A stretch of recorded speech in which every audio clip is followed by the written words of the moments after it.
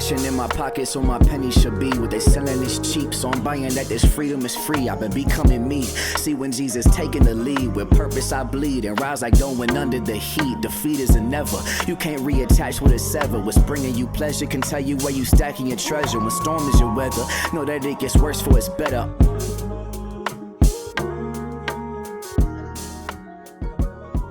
Welcome to the Esau McCaulley podcast. I'm your host, Esau McCaulley. I'm joined by our producer, Mike Stralo. Say hello to everyone, Michael. Hi, everyone. It's great to be here. Do I ever call you Michael? Does anyone call you Michael? Is that just me? It's just you. It's usually just Mike. But, Okay. I'll run with, for you, Esau, you can call me anything. We have Mike, and we're also joined by my good friend, Professor Craig Keener. You're the professor of New Testament at Asbury. Is that correct? Yes, I'm one of several. One of several. And so this is Holy Week, and this will come out on Monday, Thursday. It will. On the verge of Good Friday and the celebration of Easter. So we thought it'd be really interesting to say talk a little bit today about the crucifixion and resurrection of Jesus with a real live New Testament scholar. Since I don't really count, I don't know why, even though it's my podcast, I don't count as a New Testament scholar. I got to bring on a separate New Testament scholar to say stuff that I might also know. But if Greg says I don't trust you, Esau, but I trust Craig implicitly. That beard also makes him really trustworthy to people who listen to the podcast. Wisdom. A beard like that. Now, Craig, tell us a little bit about how did you get involved in New Testament scholarship? Was this something that you always wanted to do? Did you always want to be a Bible scholar? Or was that something that came to you later in life?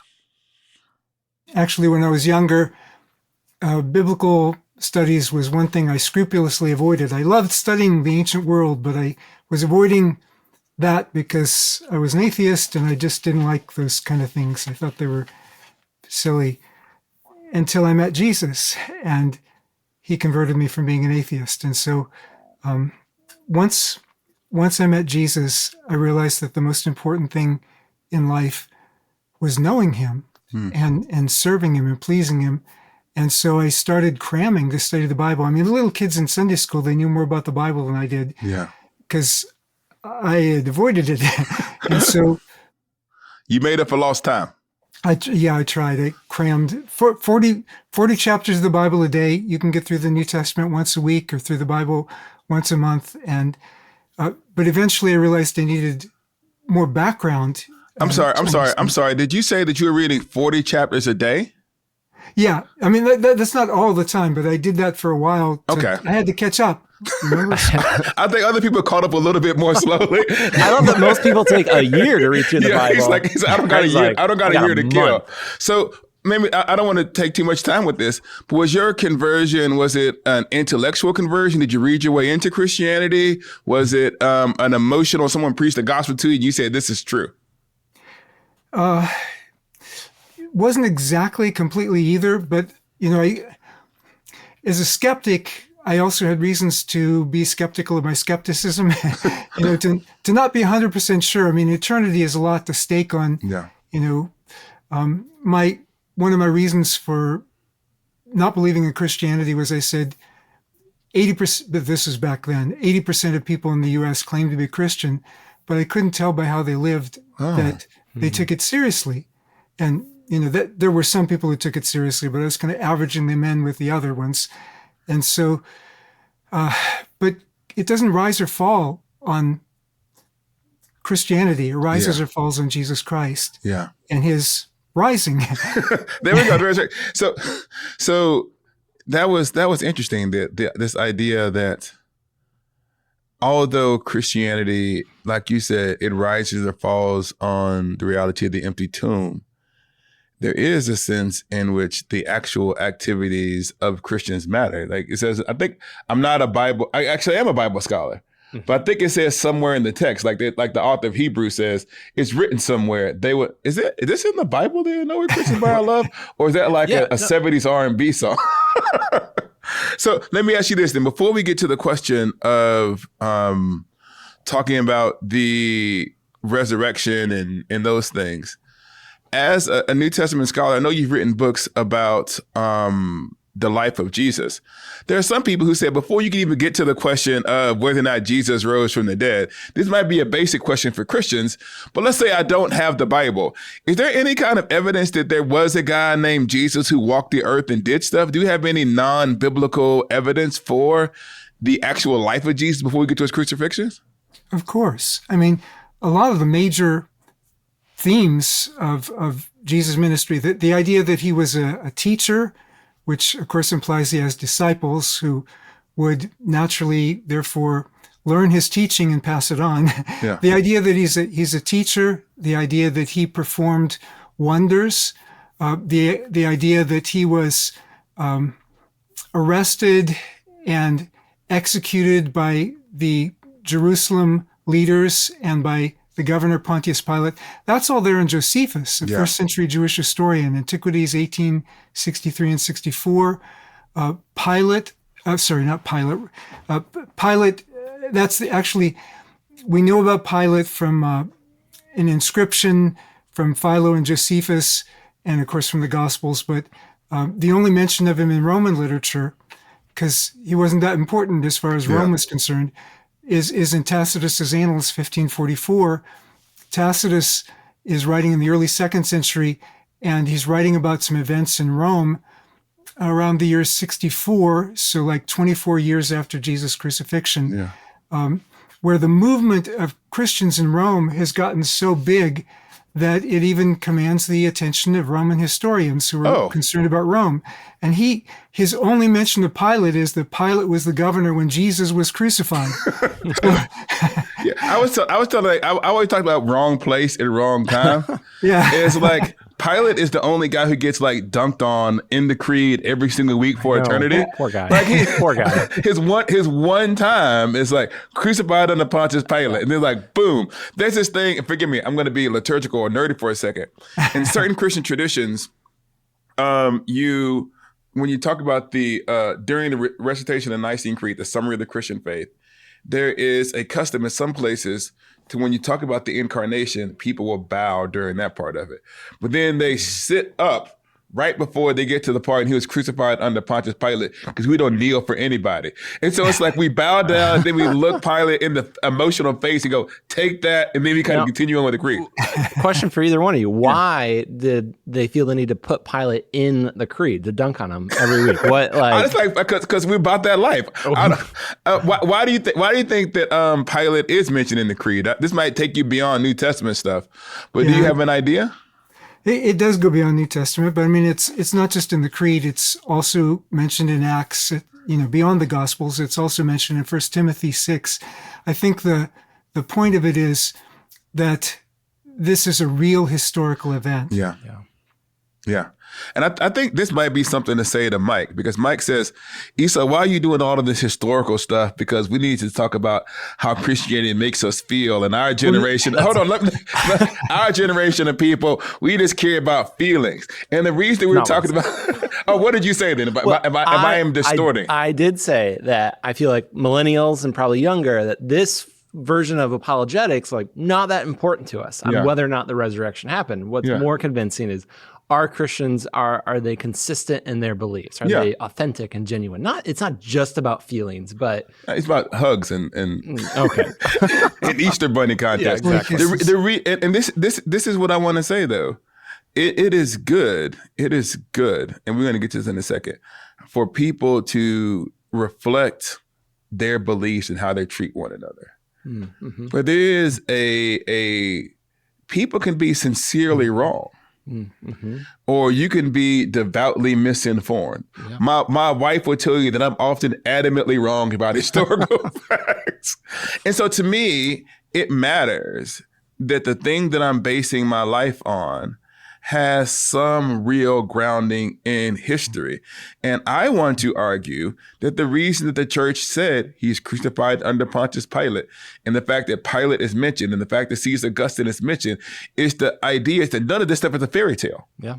He said none of these things were done in a corner. Mm-hmm. And that if Christianity has made its claims about not just God representing a new opportunity for life, or for like a new life or a fresh start, but the resurrection as a historical event, it actually matters whether or not there was a guy named Jesus, right? Mm-hmm. And so, and this is not to, I mean, it is to throw a little bit of shade, not to throw shade, it's not to be polemical, but for example, Buddhism teaches a way of life, right?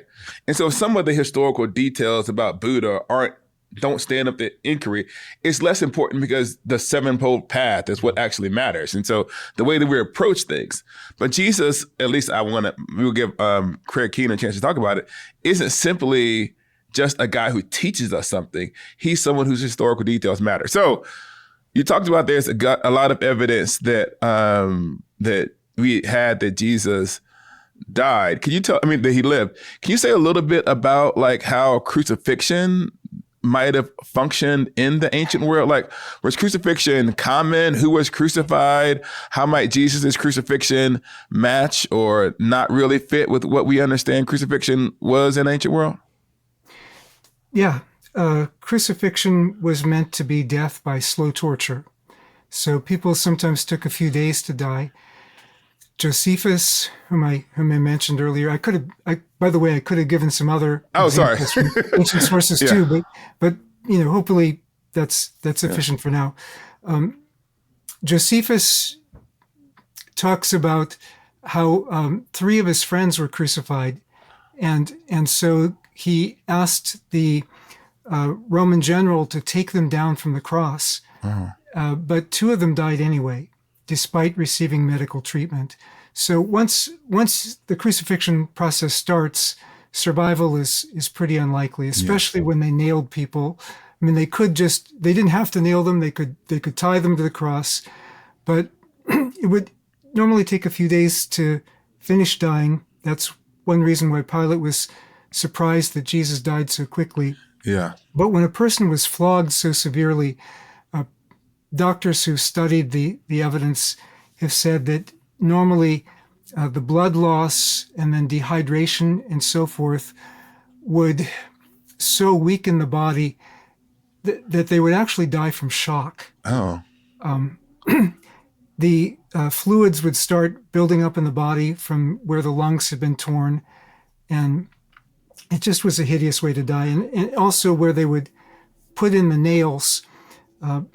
It's a part of the hand or the wrist area where the nail. World War I wounds where the person was wounded in that area. Yeah. The pain was so severe that they actually had to amputate the hand. Yeah. To stop the pain. So it's a hideous way to die. It had been around for a long time, but Romans had perfected it as a way of making it death by slow torture as a way to. Why? Let me ask you a question. I've always wondered, because if you listen to a lot, people read a lot of stuff and hear stuff on Good Friday, where they talk about kind of the pain of the crucifixion and all of these details. But the New Testament is pretty sparse in how it's describing it. It doesn't go, Jesus, in the ways that we've heard it then explicated subsequently. Is there a reason why the Christians were a lot more circumspect in how they described the crucifixion? Was it because everybody knew what it was like, or is there a rhetorical reason they don't go into extensive detail like we do in our context? I think in part it is because they knew what it was like. But it is interesting that rhetorical historians, they would just go into elaborating the gore and everything like that. Yeah. The New Testament isn't trying to elaborate that. It's trying to give you the brute facts, brute in more ways than one, with regard to Jesus' crucifixion. And pretty much, I haven't done a complete head count, but if you look at historians of the Roman world, and you look at New Testament scholars, and this would be across the board, this would be atheists, agnostics, whatever their background, I would say that out of the thousands of people working in that field, who are professors or teach in some sort of university or seminary, there would be no one who would doubt that Jesus died by crucifixion. Yeah. It's certainly not something that somebody would make up, because, going around the Roman Empire and saying, we worship somebody who was executed by the Roman Empire for high treason against the majesty of the emperor. That's like saying, "Oh, come kill me too, if you want to." So you're saying that Christianity was not marketed to win friends and influence people? Yeah. So let me ask you this: is there who would be the what was the purpose of crucifixion? Obviously, it was torture. But what did Rome want to accomplish by crucifying people? Why not just behead them? Why torture and kill them? What was the purpose of it? It was to make an optimum deterrent. They would behead Roman citizens and sometimes some other people, but there were certain kinds of execution that were big deterrents. One was like for a parricide, you'd put them in a bag with a scorpion and a cat and a snake and throw it into the Tiber River or throw it into the sea. And that was a painful way to die, but crucifixion took longer to die. It was considered the most painful way to kill somebody, and it was public. Yeah. So one of the things that I've always maybe struggled with in my own writing and thinking is how to balance these two truths that I think are happening at the same time in the New Testament. It is clear that Jesus and the early Christians saw Jesus' crucifixion as a death for the sins of the world. And so there's a spiritual component of when I look upon the cross, I see that Jesus did these things for me, and I'm moved to worship him and obey him. But there's also seems to me to be an inescapably political aspect of the cross too, because if the cross is a form of political and social control, then Jesus' defeat of the cross speaks to the limits of the state's power. And it's one of the things that gave the Christians the ability to resist kind of imperial control. So how do you in your own scholarship and life and ministry balance the cross as defeat of empire and cross as death for like for the sins of the world? How do you separate them? Are they united? How do you make sense of that? Yeah. I mean, there's so much that could be said about both of those, but to focus on the empire part, since that's the part that doesn't get talked about as much. Yeah. But it was kind of obvious in the Roman world, like when Paul has to say, "I'm not ashamed of the cross," or "I boast in the cross," and so on. But the Jewish people were expecting a deliverer who would deliver them from Rome.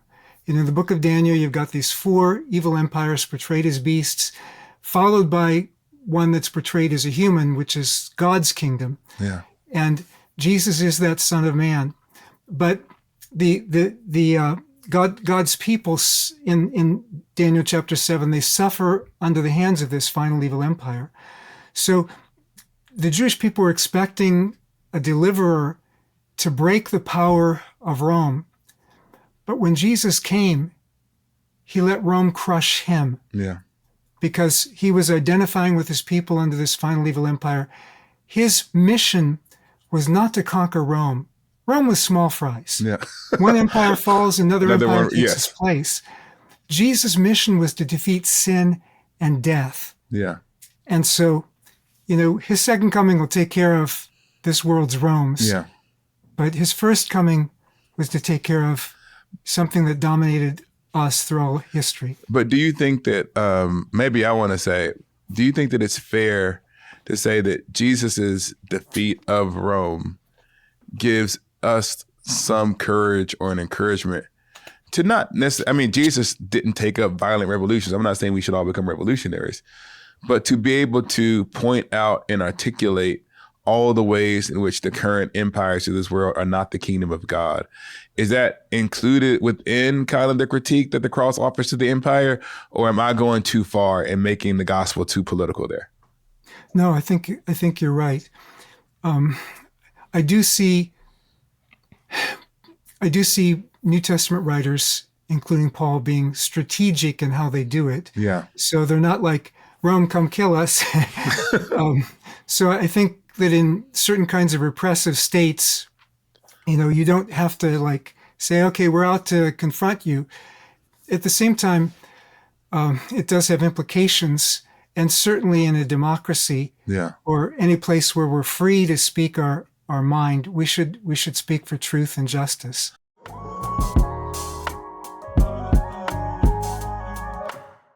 Hi, it's Esau. If you're looking for another fascinating podcast that touches on religion and spirituality, I have the perfect recommendation for you. The Signal award-winning show, No Small Endeavor. As a friend and recent guest of the podcast, I can truly say it's worth a listen. Produced by Great Feeling Studios and PRX, No Small Endeavor explores what it means to live a good life. Each episode, host Lee C. Kemp sits down with special guests like pastor and theologian Tish Harrison Warren, civil rights hero Reverend James Lawson, and one of the world's most influential living theologians, Stanley Hauerwas, to discuss how their faith shaped their journey. If you're looking for a place to start, check out their recent episode with Americana songwriter Drew Holcomb, in which he unpacks how creativity is a way to overcome fear, make something that didn't exist before. It's a beautiful heart-to-heart. Don't miss out. Follow No Small Endeavor on Apple Podcasts, Spotify, or wherever you get your podcast. Zones field got him doing football numbers, only average grown. He was acting grown. A lot of people, you talked about like Jesus dying for the sins of the world and this here. I remember when I was a kid, this might be the kind of thing that Mike was not excited about. Where there was the list of all the prophecies that Jesus fulfilled in his life and people would go through it. Was there any expectation of a suffering Messiah who might die for the sins of the world? Or is this something that Jesus himself came up with? And if so, how did he do it if nobody else thought of it beforehand? Well, the last question isn't that hard if you think Jesus. But anyway, some things have been reapplied, in retrospect. There's a debate as to whether Jewish people believed in a suffering Messiah before this. I think most of us would say, in general, not. The idea of the Messiah, the suffering Messiah, some of that started circulating after the failed Bar Kokhba revolt in the second century. But looking back, there are things, even like what I said about the Son of Man, identifying with this people who suffer under the hands of the evil beast, but especially Isaiah 52 and 53. The New Testament language of the gospel, Isaiah 40, and then Isaiah 52:7, the good news of salvation, and so on, and then going on into Isaiah 53. Israel was called God's servant in Isaiah, but then Israel was failing the mission, like Isaiah 42:18 and 19. And so God raises up one within Israel to suffer on behalf of Israel. Israel's receiving double for his sins, Isaiah says, but this one, there was no sin in him. He was punished for our sake. And so often, especially the king would stand in for the people and vice versa in ancient Near Eastern, what people have called corporate personality. So it makes sense. And in then the righteous sufferer of the Psalms, well, who would be more righteous than this one? So after it happens, we can look back and see it. We also see the pattern of the people that God raised up in the Old Testament. Joseph is rejected by his brothers. Moses, they say, who made you a ruler or judge over us? And, Deuteronomy 18 says God would raise up one like Moses. And so the New Testament looks back at that and says, well, fits the pattern. So you have then, if I'm listening to you correctly, this pattern of the righteous sufferer, even the suffering of the king in like the Psalms, and then the suffering servant in Isaiah. And the New Testament is reflecting all of these ideas. And these ideas come from Jesus himself, who sees himself as fulfillment of all of these things. Now, to go back to Good Friday, though, or after the crucifixion. So the people who are following Jesus then, at this point in the story, they don't know that, Jesus is all of these things. And they see Jesus's death as a tragedy. Right. And in many of the Gospels, it's the women who go to anoint Jesus's body. So they're not heading towards the empty tomb expecting a resurrection. What are they going to accomplish? What do you think these women are about at this point in the narrative after Jesus has died on Good Friday and what we now refer to as Easter Sunday? Yeah, it's like the couple heading toward Emmaus in Luke 24. They say, we had hoped that he was the one who would deliver Israel. Yeah. It's like Jewish people were expecting Messiah, but if it didn't happen in one generation, it might happen in another. So God was eventually going to send a Messiah, but our generation blew it, and we blew it.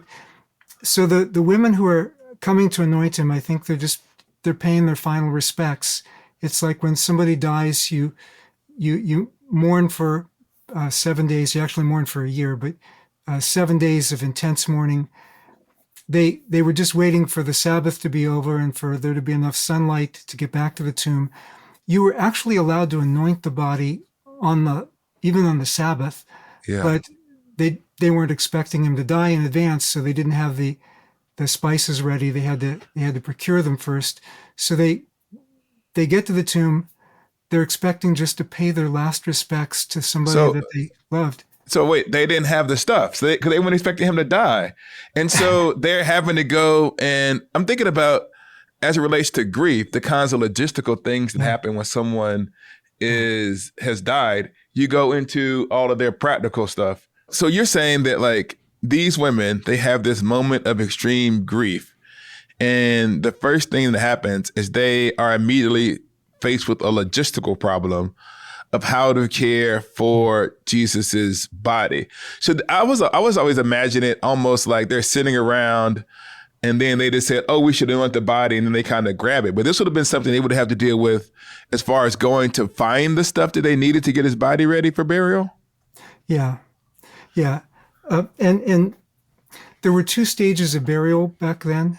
It's from precisely this period. They'd lay the body in it. Well, the ones who got buried in the tomb, they lay the body in the tomb, and then a year later they'd come back and gather up the bones and put them into a box and slide it into the wall. So at this point, though, bodies had to be washed and anointed for burial, and women could do that for either women or men. Only women could do it for women. Yeah. So could the male disciples, if they had felt so compelled, could they have gone to anoint Jesus's body too? No. So it would have only been something that could have been done by women then. Yeah. Now they could have gone to the tomb. Yes. But it was the women first who saw where he was buried, and because the men weren't pretty much around. Yeah. But it was more dangerous for the men. Okay. If they were seen as like, oh, here are his devotees, and he was crucified for treason. Yeah. It's even a risk for Joseph of Arimathea to ask for the body because, Roman governors liked to actually pin charges on rich people if they could, because they could confiscate their property then. So what the women, you would say, would be in some danger, but not as much danger, is what you're saying. But potentially they'd be in danger. Yeah. I mean, they're not really in danger because Pilate doesn't really think Jesus is guilty, but they don't know that. So what happens then what happens next? I think we know it's Easter, but explain what happens when the women arrive at the tomb. Well, they find the tomb is empty.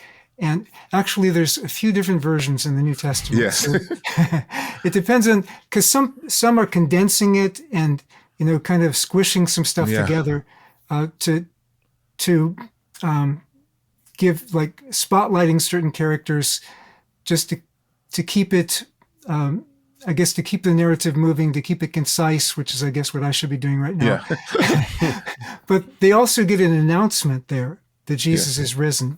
And before it's all over, they also get an appearance of the risen Jesus, or Mary gets an appearance of the risen Jesus. And they end up becoming the first witnesses of the risen Jesus. Yeah, so I was going to ask you, some people try to reconcile all of these stories. They bring Matthew, Mark, Luke, and they kind of make them like a little diagram. Do you feel like that kind of thing is helpful, or how do people make sense of the differences in the stories? Because I get this all the time from my undergrads. How do you reconcile the different resurrection accounts that you see from the synoptics and in John? Synoptics being Matthew, Mark, and Luke. Yeah. My professor, E.P. Sanders, said one reason you've got so many different versions of the resurrection appearances, as opposed to some of the other appearances, is you've got all these different people who saw him. Yeah. And they're all going to say, I saw him first. No, I saw him first. So wait a minute. So they're like, who was actually the first person might be a disputed thing. That's kind of I never thought about it. Like who gets to be the first person who says I saw him? Because there is this thing where like Peter, I think we're doing Matthew. Peter and John racing each other. Yeah, like he beat him. And John did. Exactly. Yeah.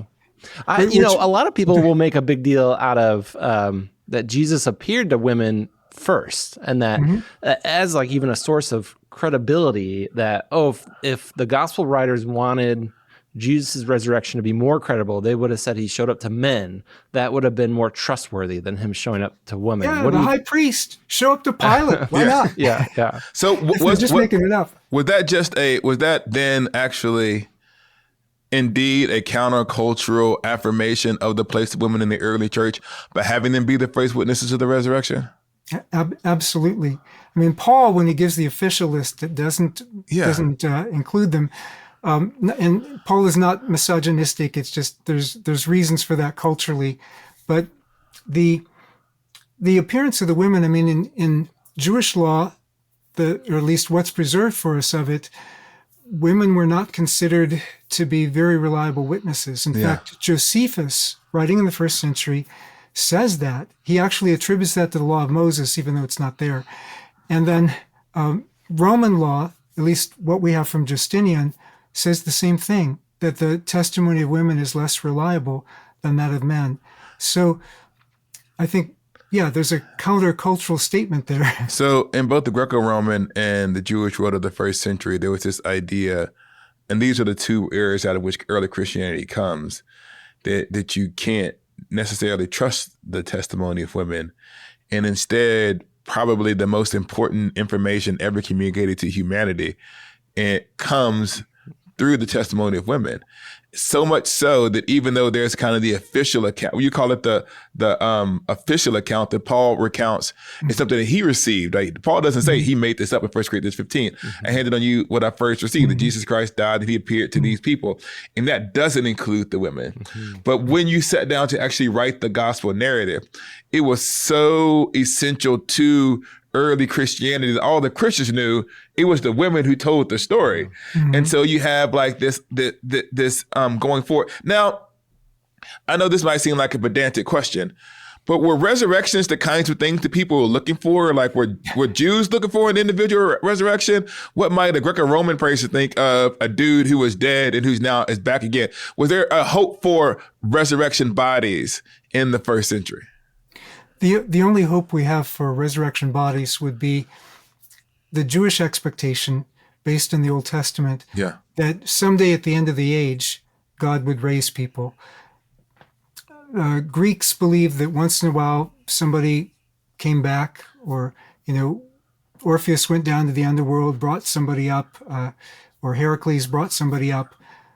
They had mystery religions, which were afterlife hopes, but they weren't historically grounded. So what we have, and sometimes there were people who were misdiagnosed as dead, which still happens very rarely. But normally when a person's in that condition, they pretty much finish dying. They're you start dying, you were busy dying, finish dying. Okay. A resurrection to eternal life with an immortal body, the glorious Lord. And, we have all these witnesses. Like on one occasion, you've got 500 at once. Paul tells us about all these things he received. He received, when he was an enemy of Jesus, he received a revelation of this glorious Lord. Also the belief in the ascension. I mean, only Luke narrates it in Luke Acts, but you've also got everybody talking about the Lord enthroned in heaven. And so there's, it's all over the place. Paul, 1 Peter, even Mark in advance talks about it in 1236 by quoting Psalm 110.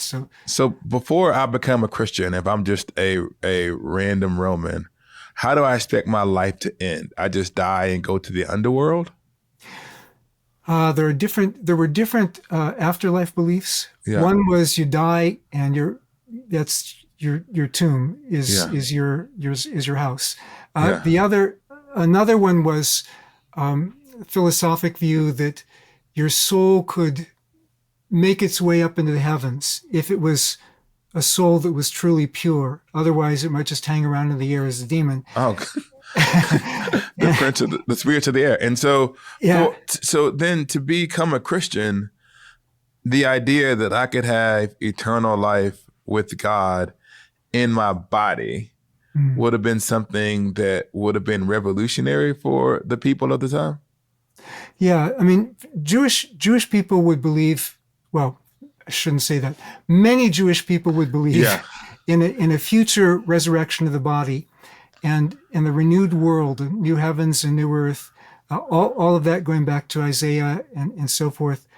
But they wouldn't believe that this was an event that already we got a big foretaste of in history.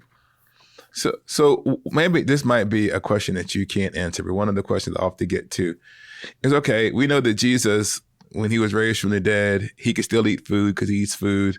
In the Gospels, we know that he can kind of like walk through walls. So do we have any idea as to what the resurrection body might be like for the Christian? Am I going to be 18 again? Is my knee going to work the way that it used to? Can I fly? I want to know if I can fly. No, you can't fly. Tell Mike he can't fly. Then you can ask.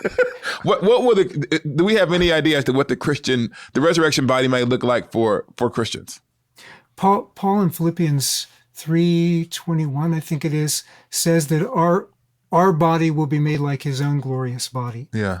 And in 1 Corinthians 15, he describes it as a body of glory, a body empowered by the Spirit, as opposed to our current way of living. So, I mean, it's immortal.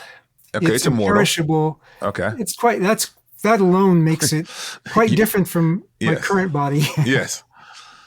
And will we be able to eat? I mean, Jesus ate food. Will I be able to eat a bacon double cheeseburger in heaven? Well, that's a much larger question. People probably that is not kosher. Yes, I'm about to say. Right. People say whether or not there's animals who die, so the animals got to die, exactly. So I'm not gonna eat my bacon burger. Well, can you tell Mike that he definitely will not be able to fly, so he can let that go? Why can't I? I mean, Jesus ascended into heaven. Why can't I? Acts 8, the Spirit carried away. Okay, then you're right. Never mind. Never mind. Okay. Maybe you'll be able to levitate. That makes you feel a little better. Maybe we'll do somersaults dancing before the Lord in the sky. Some of us want to worship Jesus in eternity. Some of us just want to fly. I'm not going to say it's possible to do both, Esau. It's possible to do both. But you're clear. I'm not going to get into. You're clearly thinking about flying because it's cool. That's where you are right now. It's cool. Well, I think a lot of things in heaven will be very cool. All right, you're right. I apologize. We will let the audience decide. Anyway, the tree of life and the water flowing from the throne. But the question, of course, is how literal is that? Yeah. Like Paul says, eye has not seen or ear heard, neither has entered the human heart the things that God has prepared for those who love him. I don't think words can describe it in literal terms. But then he goes on to say, but God has shown them to us by his Spirit. So we have a foretaste by our experience of God, but it's just a foretaste right now. So there are certain things we're going to have to just wait for the new creation to find out the answer to. And but we can relish the foretaste in the meantime. And the Spirit is what we get. So the resurrection is this central idea of the Christian hope. Yeah. And part of it means that Jesus conquered death and we have life with God. Are there elements of the resurrection and the implications of the resurrection and what it means for us to be as Christians? Did you feel like we're in danger of missing in our current generation? Are there things about Easter that you feel like has become lost in all of the other stuff that is now surrounding this holiday? Well, actually, how quick you get between the resurrection and the new earth may depend on your eschatology, but your view of the end time. But anyway, but ultimately our hope is our transformation. When God created the world, he said it's good. And so it's not like we're just like the Platonic idea of souls floating up to be with God, even though I do believe, between death and the resurrection, we'll be with God in some sense. But our ultimate hope, and Paul is emphatic about this, is not just to be unclothed with this body, but to be clothed on with a resurrection body like his body, showing us the ideal purpose that God always intended for us, but even in a greater way through what he's done for us in Jesus. So, Mike, I want to ask you this. You have, could we let Mike sometimes ask one question? Maybe two. I think you've already spent your one, but since this is Holy Week, I will give you an opportunity to ask either one New Testament scholar or the two New Testament scholars one question before we close our podcast for today. All right. I have a theory. I want to run it by you, and I'm going to get your opinion on it. Okay. So I think the cross is one of the best answers to the problem of pain that we have. So it's funny, I'm thinking of this because last night my sons came, I was driving my sons home from Awana, and of course they talked about Easter and they got the eggs telling the Easter story, and there was a thorn inside one of the eggs, and my oldest son was like, why'd they put a thorn in the eggs? And I was like, well, I'm guessing because that symbolizes the crown of thorns that Jesus wore. And my oldest son was like, oh, did that hurt? And my younger son was like, no, it didn't hurt. And I was like, no, it definitely hurt. It definitely hurt. And he likes to argue. So he was like insistent. And then it was funny. I felt myself getting triggered a little bit like, no, like it hurt. And as I was reflecting on it, it was because no, I think it's important for us to understand that Jesus suffered, that it wasn't, he was removed. It wasn't that he was God, so it wasn't a big deal, but it was truly painful for him. Yeah. And we likewise will experience truly painful things in this life. That God does not offer us an easy life or a comfortable life, but he does promise to be with us. And he does promise us that it's not forever, that one day he will wipe away every tear from every eye. And so what I always want to say to those who are really struggling with how does a good and loving God allow bad and terrible things to happen? I'll say, I don't know why, but I know he didn't spare himself from it. And we likewise then can expect we will go through similar hard times, but we can trust that God is with us. How'd I do? What do we think? We will let the senior New Testament scholar go before, and then I'll say a few things to close us out. He's making fun of how old I am. Anyway. No, that's a really good observation. For the problem of pain, the problem of suffering, there are various intellectual answers that can be given.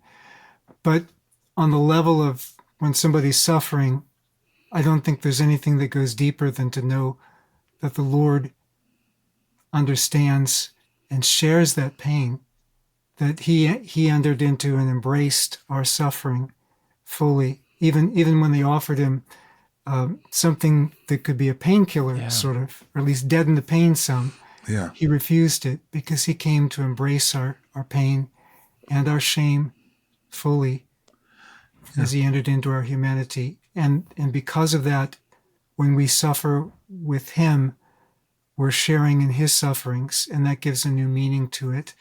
And the hope that in the midst of darkness and tragedy and injustice, the cross, God was working to bring about his ultimate purpose of the salvation of the world. Yeah. And I think we'll end with that. And I just want to say, I hope that everyone here who's listening to this podcast has a wonderful Monday, Thursday, Good Friday, and Easter. And from all of the people at the Holy Post, can I speak on behalf of the people who aren't here? Yeah, definitely. We wish y'all a very celebratory Easter where we rejoice in Jesus' victory over death. Thank you so much for listening to the podcast. We'll see y'all next week. The Esau McCaulley podcast is a production of Holy Post Media, produced by Mike Stay Low, Stray Low. If you know, now you know. Edited by Seth Gorbett, like a Corvette. Music by Rob Knorr. Make sure to follow the show wherever you get your podcasts and leave a review so more people can find it. See you next time. I'm out. I'm penning these letters with prayers they can aid your endeavors. It's clever benevolence, tasted it, wrestle with, still wrestling. Touch my side and it crushed my pride and told me I'm blessed within. Receive a Christian platitude with gratitude, but in the saddest news I live in doesn't add up to the Beatitudes. Catch me in the catacombs, chiefing like they Pat Mahomes, catching bullets, tackle foes, running plays, defending zones. Field got them doing football numbers, only average grown. He was acting grown.